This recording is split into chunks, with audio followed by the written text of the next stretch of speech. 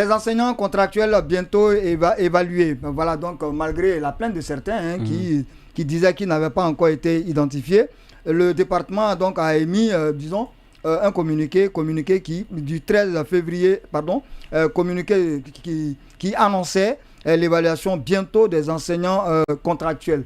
Voilà, donc beaucoup se sont posé la question de savoir est-ce que c'est vraiment maintenant un ouf de soulagement. Je rappelle que ce communiqué, il est tombé le 12 février 2024. Donc il annonçait le début de l'évaluation des enseignants contractuels dès la première quinzaine du mois de février. Et je rappelle qu'on parle des enseignants contractuels communaux.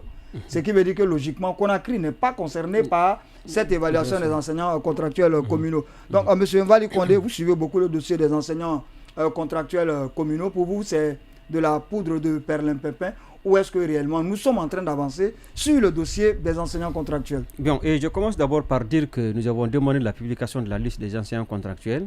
Et heureusement, la semaine passée, nous avons vu une liste circuler sur les réseaux sociaux.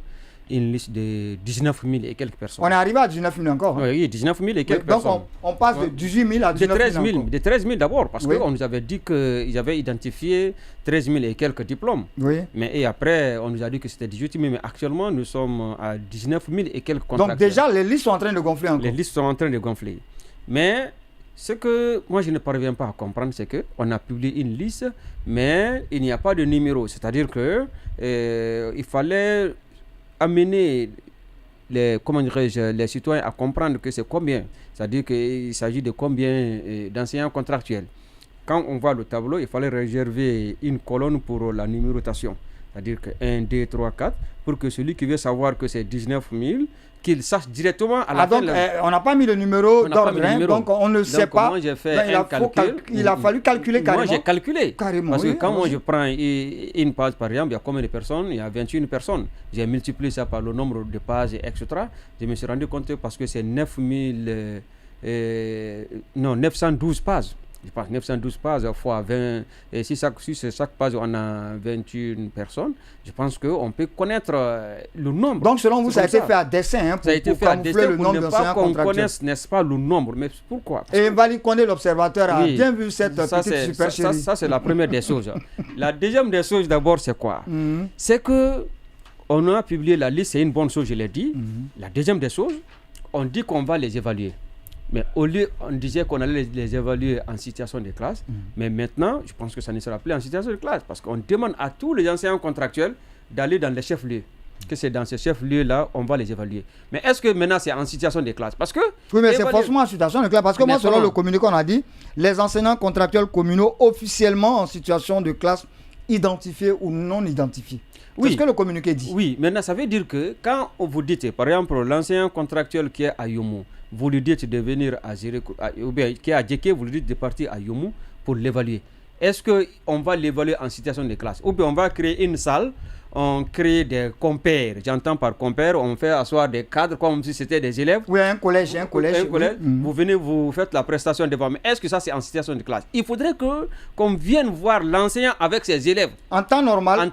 Puis, on peut l'évaluer même à travers les cours qu'il a déjà fait dans les cahiers des enfants et interroger les enfants. Quand on évalue un enseignant qui, dans une salle remplie par des enseignants, son attitude et sa façon d'enseigner sont différentes par rapport à sa situation. Ça change effectivement. Parce que là, il ne parle plus à des élèves normaux, il parle à de grands élèves. Il parle à des grands élèves. Des spécialistes parfois. Donc, maintenant, on devrait prendre le temps, on devrait aller à la rencontre des enseignants contractuels, on devrait aller les trouver en situation de classe avec les élèves. Et d'ailleurs, ça permettrait même de savoir quels sont ceux qui sont en situation de classe et quels sont ceux qui ne sont pas en situation de classe. Parce que vous venez, vous avez le cahier de l'enfant, vous identifiez l'enseignant dans l'école où il évolue effectivement et vous l'évaluez sur place.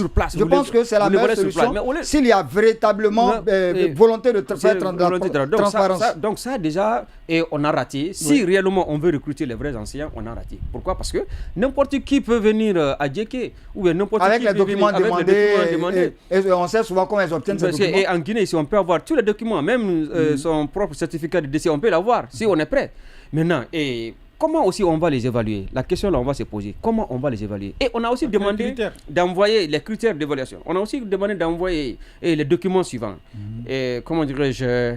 On a parlé de l'emploi du temps, on a parlé de la préparation, et on a parlé de la répartition annuelle du programme. La préparation. Mais écoutez, les enseignants contractuels sont en grève, ça fait combien de temps? Ça fait environ 2 mois. Ils ne vont pas, depuis les congés, ils ne sont pas partis.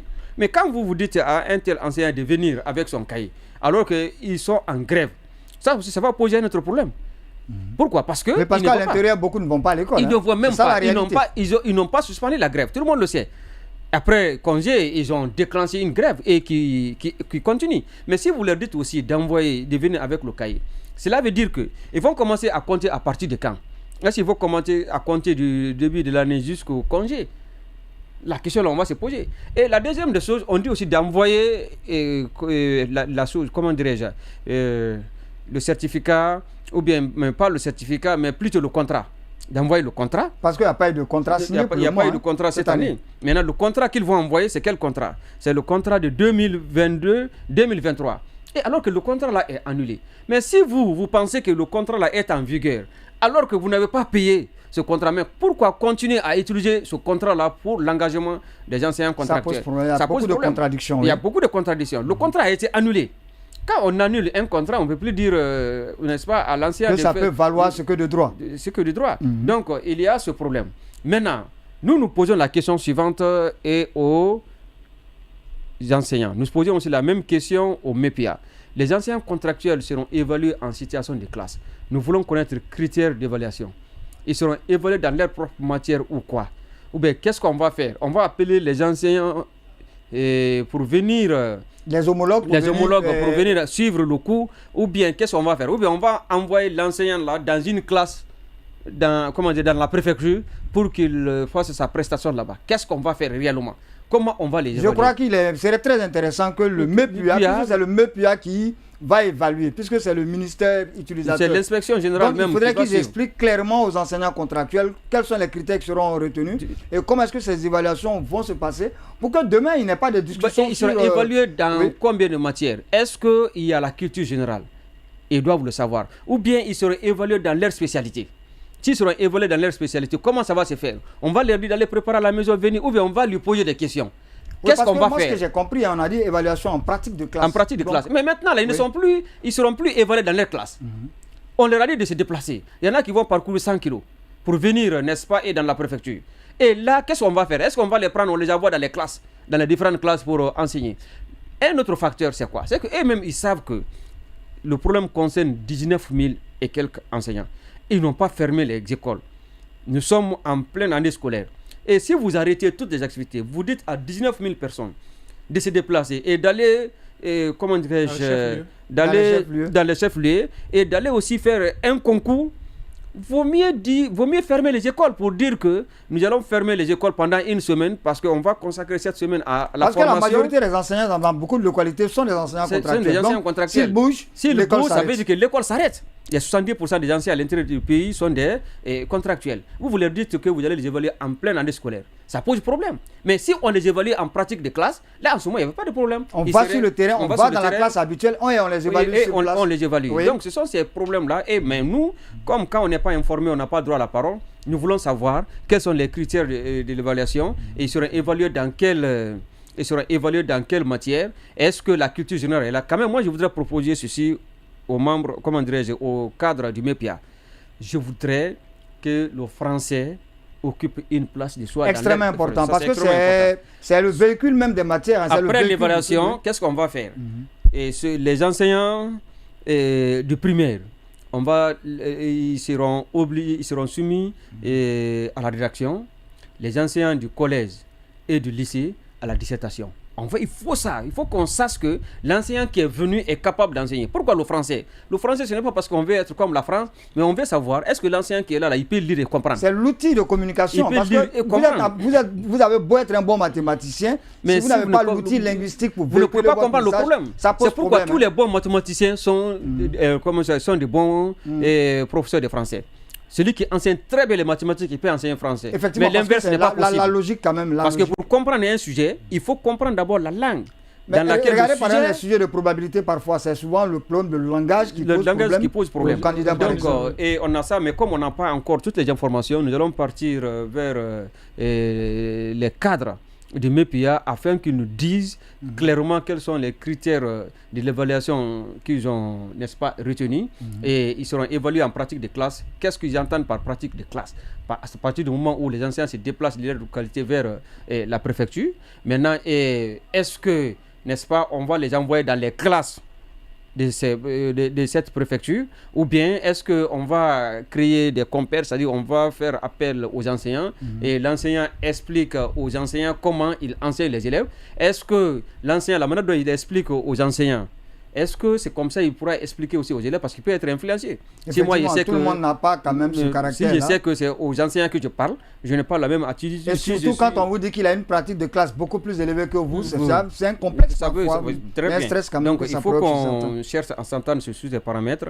Je pense que c'est ce que moi je pouvais dire sur ce point-là. Mais ce qui reste clair, c'est que les enseignants contractuels ne pourront pas être engagés cette année. Ça, c'est votre conclusion. Donc, et puis, je vais remarquer que le communiqué du MEPIA parlait de la première quinzaine du mois de février. Et aujourd'hui, nous sommes déjà le 17 février. Donc, je me demande si cette première quinzaine dont il parle, ce sera peut-être à partir du lundi qu'ils vont commencer les évaluations des enseignants contractuels. Les évaluations qui étaient prévues avant le mois 30 décembre, c'est ce qu'on est en train de parler aujourd'hui. Oui, on a dit première quinzaine, donc on ne sait pas exactement quand. Parce que la première quinzaine de février est déjà terminée.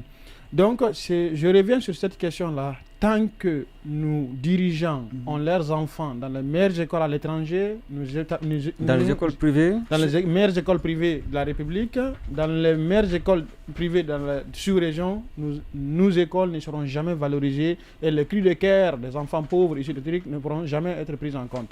Je veux vous faire comprendre que, M. Mvali, il faut qu'on fasse l'évaluation d'un chef-lieu pour 3 raisons. Premièrement, vous avez des contractuels dans les écoles, dans les milieux les plus reculés, où il n'y a même pas d'accès, il n'y a pas de l'eau potable, où il y a, au fait, ceux qui sont censés d'aller ces gens-là ne parlent pas. Qui se trouvent là-bas comme des contractuels? C'est des gens qui n'ont pas pu continuer les études, ou qui sont à la retraite, ou que des gens que la communauté ont recruté pour leur donner 1 million, 2 millions pour qu'ils puissent aller enseigner. Donc pourquoi? D'accord, M. Moussara, je voudrais savoir une chose. Est-ce qu'on a donné les moyens à ces contractuels-là pour se déplacer quand on sait qu'ils ont fait des... Parce que la plupart... Parce que comment ils vont se déplacer, le transport, le retour, le manger... Attendez, maintenant écoutez, M. Moussara, est-ce qu'on a donné les moyens à ces contractuels pour se déplacer? L'hébergement, est-ce que c'est pris en charge des... le manger? Parce qu'il faut aller dormir dehors, c'est la question. Parce qu'il faut qu'on se pose ces questions. Si j'étais payé, là, on pourrait comprendre. Même quand vous dites aujourd'hui aux simples enseignants, ici à Conakry, que vous êtes soumis à une formation, quand les enseignants viennent, il y a prime de formation, il y a prime de transport. À plus forte raison des cadres qu'on a utilisés pendant combien d'années? Pendant environ des années. Et après, on leur dit de se déplacer d'une préfecture à une autre, d'un lieu à un autre, et de transport. C'est ce que je voulais vous faire comprendre que, au fait, c'est quelque chose qui est fait par esprit, pour nous dire que nous reconnaissons que nous avons des écoles que nous-mêmes nous n'avons pas le courage d'aller. Donc il faut que vous vous déplacez. C'est ça en résumé. C'est-à-dire qu'eux-mêmes qui sont les utilisateurs n'osent pas aller dans ces lieux-là. Ça c'est un premier.